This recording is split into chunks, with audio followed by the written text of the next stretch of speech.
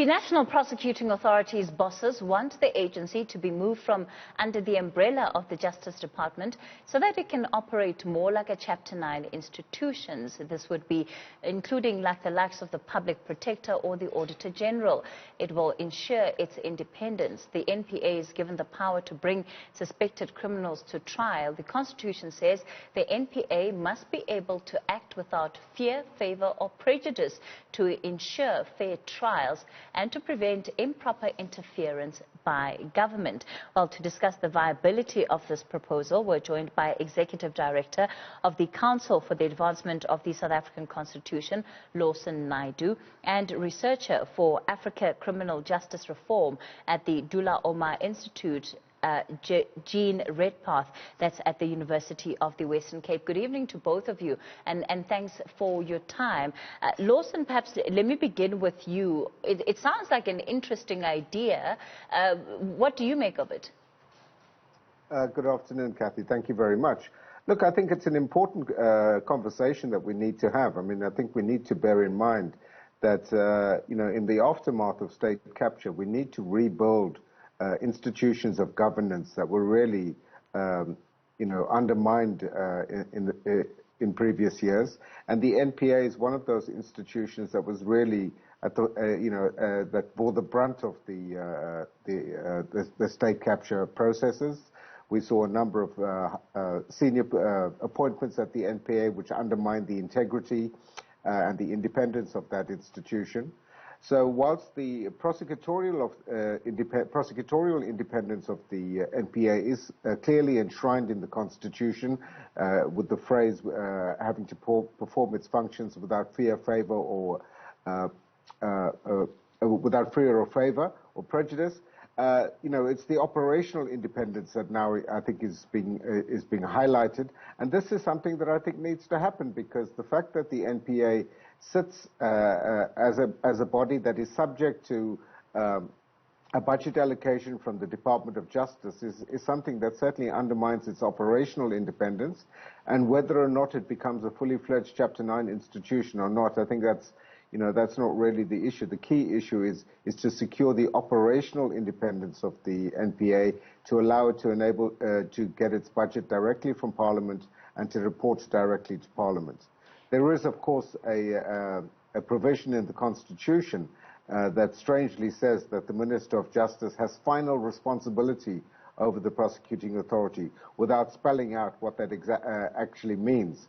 And the legislation doesn't do that either. So that is one of the hurdles that will have to be overcome in securing this additional independence for the prosecuting authority. Jean, does moving the NPA to becoming a Chapter 9 institution automatically deal with some of the challenges that Lawson has raised, but also the issues that we've come to know of over the years, ranging from leadership capacity and, most importantly, the ability to do the job without interference? Does independence as a Chapter 9 institution guarantee that? You've hit the nail on the head. Clearly, that's not the only reform that we need to see for the National Prosecuting Authority to operate in a way that we would all like to see in future, no matter who holds the position of National Director. Yes, fixing the technical operational independence of the Prosecuting Authority in terms of the accounting, the financial side. Currently, there's no separate budget vote for the National Prosecuting Authority, and the accounting is actually done by the Department of Justice. That is one part of the puzzle, but as we've seen with the Office of the Public Protector, it doesn't necessarily guarantee independence and lack of bias on its own. And what we really need to be looking at is a package of reforms which covers things such as the way in which we appoint the senior members of the National Prosecuting Authority, and that's not just the way, but the criteria that we apply to the senior members of the Prosecuting Authority, and the provisions relating to dismissal. As we've seen with the current incumbent of the Public Protector's Office, having a Chapter 9 institution with separate accounting and a very rigorous process of appointment did not lead to the kind of candidates that we would like to see in that position. Lawson, of course, the idea of independence is also great if there is a candidate who is qualified and, quite frankly, is true to their job. But if you have an official who goes rogue in that role, what is the danger that poses? Well, I think, as Jean has explained, if we look at the Office of the Public Protector, we see the problems that can arise as a result of a poor appointment.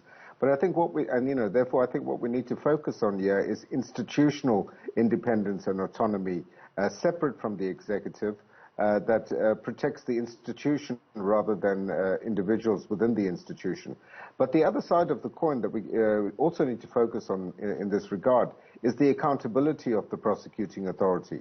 So, we can clothe it in the independence that is being spoken about, financial and operational independence, but they need to be accountable to Parliament, and Parliament needs to be able to put in place effective mechanisms to ensure that oversight is there, so that the prosecuting authority sticks to its constitutional mandate to prosecute without fear, favour or prejudice, to ensure that the prosecution guidelines and prosecution policy are in the public interest, that they are well publicized, and that the victims of crime, who are the main stakeholders when it comes to the prosecuting authority, have confidence in that institution to carry out its duties. And, that's something that the prosecuting authority is grappling to do now, after many years of neglect, of poor perception by the public of the capacity of the NPA. That is something that is being rebuilt at the moment, and we need to encourage that process, but accountability is a key component of that as well.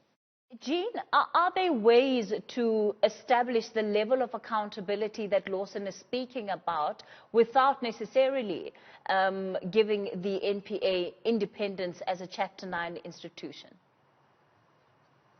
Well, the NPA is already, in terms of the Constitution, accountable to Parliament for its for the prosecutorial, for its actual functions, for its obligations and functions in terms of the Constitution.